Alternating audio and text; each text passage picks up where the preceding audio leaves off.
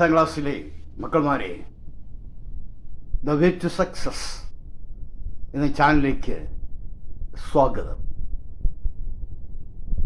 ഇവിടെ സ്കാറ്ററിങ്ങുമായി ബന്ധപ്പെട്ട, വിസരണവുമായി ബന്ധപ്പെട്ട ചില കാര്യങ്ങൾ ഇവിടെ പറയുകയാണ്.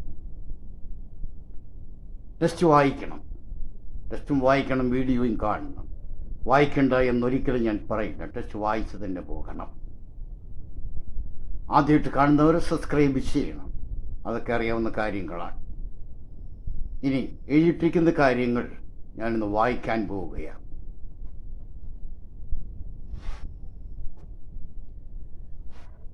സ്കാറ്ററിങ്, വിസരണം എന്താണെന്ന് നമുക്കറിയാം. ശൂന്യ സ്ഥലത്തുകൂടി പ്രകാശം വരുന്നു, അന്തരീക്ഷത്തിലേക്ക് കടക്കുന്നു. അന്തരീക്ഷം ഒരു മാധ്യമമാണ്, പൊടിപടലങ്ങളൊക്കെ കാണും. ആ മാധ്യമത്തിലെ കണികകളിൽ തട്ടി പ്രകാശം തെറിച്ചു പോകുന്ന ഒരവസ്ഥ, the partial and irregular reflection of light when it passes through a medium is known as scattering. പ്രകാശം ഒരു മാധ്യമത്തിൽ കൂടി കടന്നു പോകുമ്പോൾ അതിനുണ്ടാകുന്ന ക്രമരഹിതവും ഭാഗികവുമായ പ്രതിപതനമാണ് വിസരണം എന്ന് പറയുന്നത്. ഈ വിസരണം ഏതെല്ലാം ഘടകങ്ങളുമായിട്ട് ബന്ധപ്പെട്ടിരിക്കുന്നു? ഒന്ന്, തരംഗദൈർഘ്യം, വേവ് ലെങ്ത്.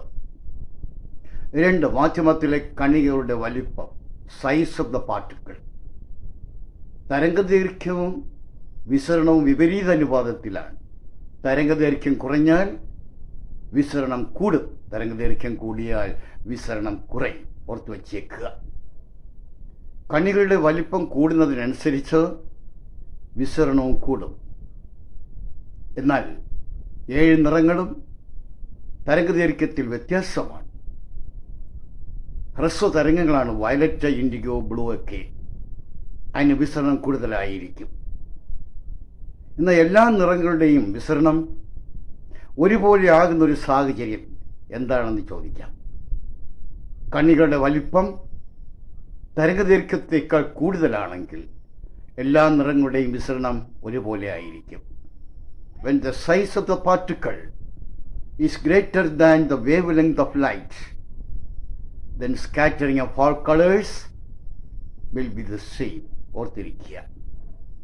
സിഗ്നൽ ലാമ്പിന്, വാഹനങ്ങളുടെ ടെയിൽ ലാമ്പിന്, പരസ്യങ്ങൾക്ക് ഒക്കെ ഉപയോഗിക്കുന്ന നിറം ഏതാണെന്ന് ചോദിക്കാം. എന്തുകൊണ്ടാണ്? കാരണം ചുമപ്പാണ്. എന്തുകൊണ്ട്? ചുമപ്പ് ദീർഘതരംഗമാണ്, വിസരണം കുറവായിരിക്കും. തരംഗദൈർഘ്യം കൂടുതൽ, വിസരണം കുറവ്. ലോങ്ങർ വേവാണ്, സ്കാറ്ററിങ് ഇസ് ലെസ് ആണ്. അതുകൊണ്ട് അകലെ നിന്ന് പോലും ദൃശ്യമാകാം, വളരെ അകലെ നിന്ന് പോലും ഇത് കാണാൻ കഴിയും. തീവ്രത കൂടുതൽ നഷ്ടമാകാതെ കൂടുതൽ ദൂരം സഞ്ചരിക്കുവാനും കഴിയും. It can be visible from long distance, and also it can travel a long distance without loss of intensity of light. ഇതൊക്കെ പഠിക്കണം. ഇനി അടുത്തതായിട്ട്, പകലായിരുന്നാലും ശരി രാത്രിയിലും നക്ഷത്രങ്ങളുണ്ട്. We can't see stars in daytime. പകൽ സമയങ്ങളിൽ നമുക്ക് നക്ഷത്രങ്ങളെ കാണാൻ കഴിയുന്നില്ല. എന്തുകൊണ്ട്? കാരണം the sky is illuminated by the scattered sunlight. സൂര്യൻ്റെ വിസരിത പ്രകാശം ആകാശത്തെ പ്രകാശിതമാക്കുന്നത് കൊണ്ടാണ്. ഇവിടെ അന്തരീക്ഷമുള്ളത് കൊണ്ടാണ് ഭൂമിയുടെ ആകാശം നീലയായി കാണപ്പെടുന്നത്. എന്നാൽ ചന്ദ്രനിലോ, ചന്ദ്രൻ്റെ ആകാശം എങ്ങനെ കാണപ്പെടുന്നു? How is the sky of moon appear? Why? അവിടെ വാതക രൂപത്തിൽ അന്തരീക്ഷമില്ല. അതുകൊണ്ട് അവിടെ എത്തുന്ന സൂര്യപ്രകാശത്തിന് വിസരണം സംഭവിക്കുന്നില്ല. അതുകൊണ്ട് ചന്ദ്രൻ്റെ ആകാശം ഇരുണ്ട് കാണും എന്നെഴുതണം അവിടെ. The sky of moon looks dark in color. There is no gaseous atmosphere around the moon. So the sunlight reaches on the moon does not undergo scattering എന്നവിടെ എഴുതി ഫലിപ്പിക്കണം. 2 പ്രധാനപ്പെട്ട ചോദ്യങ്ങൾ ഏതെങ്കിലും ഒന്ന് 100% ചോദിക്കാം. ആകാശം നീലയായി കാണപ്പെടുന്നു. എന്തുകൊണ്ട്? The sky looks blue in colour. The sky of earth അല്ല, ഭൂമിയുടെ ആകാശം നീലയായി കാണപ്പെടുന്നു. എന്തുകൊണ്ട്? അതേപോലെ തന്നെ sun appears reddish during sunrise and sunset. ഉദിക്കുമ്പോഴും അസ്തമിക്കുമ്പോഴും സൂര്യൻ ചുവന്ന നിറത്തിൽ കാണപ്പെടുന്ന വ്യക്തമായി ടെസ്റ്റിനകത്തൊരു പാരഗ്രാഫ് ഉണ്ട്. അത് വായിച്ച് പഠിച്ചിരിക്കണം. എല്ലാ ഭാഗത്തു നിന്ന് വിസരണം ചെയ്തപ്പെട്ട് വരുന്ന പ്രകാശത്തിൻ്റെ ഫലം നീലയായിട്ട് കാണപ്പെടുന്നത് കൊണ്ടൊക്കെയാണ് നമ്മളവിടെ അറിഞ്ഞിരിക്കുക. ഉദിക്കുമ്പോഴും അസ്തമിക്കുമ്പോഴും സൂര്യപ്രകാശം ഭൂമിയിലെത്തുവാൻ കൂടുതൽ ദൂരം സഞ്ചരിക്കണം. അങ്ങനെ വരുമ്പോൾ ഹ്രസ്വ തരംഗങ്ങളൊക്കെ വിസരണം ചെയ്യപ്പെട്ടു പോകും.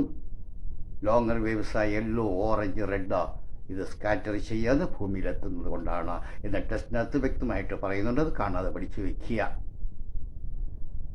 ഇനി ഫിഷ് ടാങ്കിനകത്തൊക്കെ ലൈറ്റ് അടിച്ചാൽ the path of the light is made visible. പ്രകാശത്തിൻ്റെ പാദം നമുക്ക് വ്യക്തമായിട്ട് കാണാൻ കഴിയുന്ന ഒരു പ്രതിഭാസം.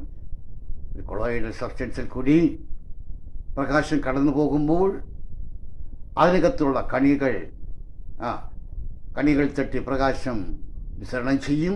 അങ്ങനെ വരുമ്പോൾ the path of the light is made visible. പ്രകാശത്തിൻ്റെ പാത വ്യക്തമായി കാണാൻ കഴിയുന്ന ഒരു പ്രതിഭാസമാണ് ടിൻഡൽ പ്രഭാവം.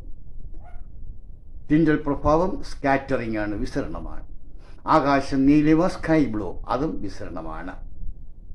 അതേപോലെ തന്നെ മൂടൽ മഞ്ഞുള്ള അവസരങ്ങളിൽ വാഹനങ്ങളുടെ മുൻവശത്തുള്ള ഹെഡ് ലാമ്പിന് ഉപയോഗിക്കാൻ പറ്റിയ നിറം ഏതാണെന്ന് ചോദിക്കാം.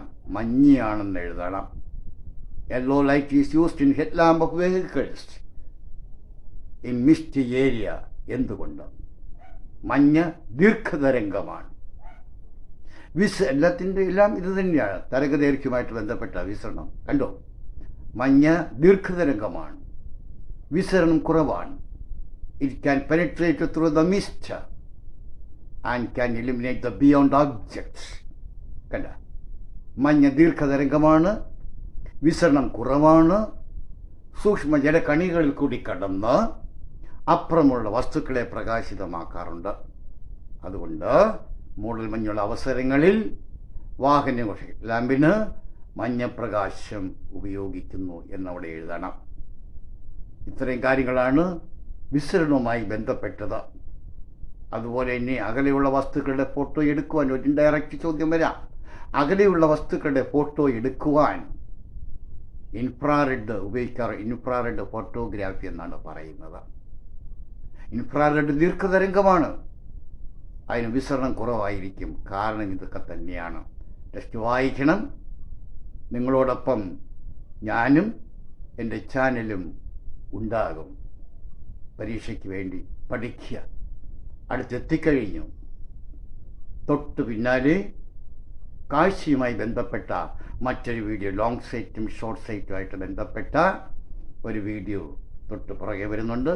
പക്ഷെ അത് എൻ്റെ പഴയ നേരത്തെയുള്ള ഏതോ ഒരു വീഡിയോയ്ക്കകത്ത് അത് കിടപ്പുണ്ട്. കഴിഞ്ഞ വർഷവും ഇട്ടിരുന്ന വീഡിയോയ്ക്കകത്ത് ലോങ് സൈറ്റും ഷോർട്ട് സൈറ്റും ഒക്കെ കിടപ്പുണ്ട്. എന്നിരുന്നാലും അത് ഒന്നും കൂടെ ഞാൻ റിപ്പീറ്റ് ചെയ്യും. തൊട്ട് പിന്നാലെ വരുന്നുണ്ട്. സബ്സ്ക്രൈബ് ചെയ്യുക ആദ്യമായിട്ട് കാണുന്നവർ.